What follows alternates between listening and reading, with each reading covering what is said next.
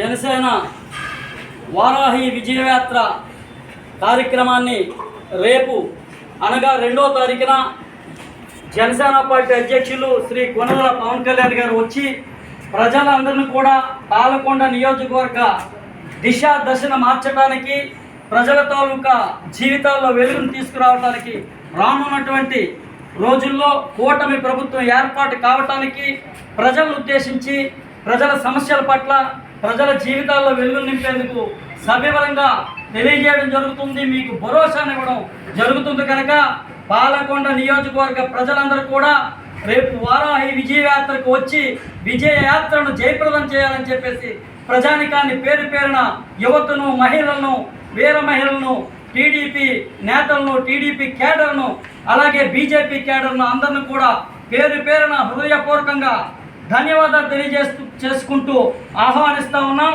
దయచేసి ప్రజలు ఈరోజు ఆలోచన చేయాలి.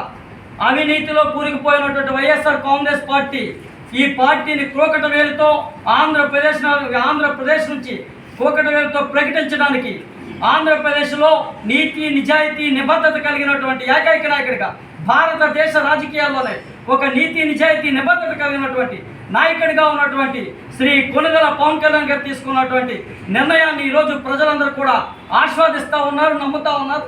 ఆ నమ్మకాన్ని అందరం కూడా రానున్నటువంటి ఏదైతే మే 13వ తారీఖున జరగబోవు సార్వత్రిక ఎన్నికల్లో కూటమి అభ్యర్థులుగా ఉన్నటువంటి ఇక్కడ పాలకొండ నియోజకవర్గానికి నిమ్మక జయకృష్ణకు గాజు గ్లాస్ గుర్తుపై ఓట్లేసి అత్యధిక మెజార్టీతో గెలిపించాలా. అలానే మన అరకు పార్లమెంట్ నియోజకవర్గానికి ఎంపీ కూటమి అభ్యర్థిగా పోటీ చేసినటువంటి గీతమ్మ కూడా మీ అమూల్యమైన ఓట్లు వేసి కూటమి అభ్యర్థిని గెలుపొంది ప్రజలకు మంచి భవిష్యత్తుని ఇస్తారని చెప్పేసి పేరు పేరున తెలియజేస్తూ ఈ అవకాశం ఇచ్చినటువంటి పాలకొండ నియోజకవర్గ ప్రజానికానికి అందరికీ కూడా పేరు పేరున హృదయపూర్వకంగా తెలియజేస్తా ఉన్నా. జై హింద్, జై జనసేన, జై బీజేపీ, జై టీడీపీ.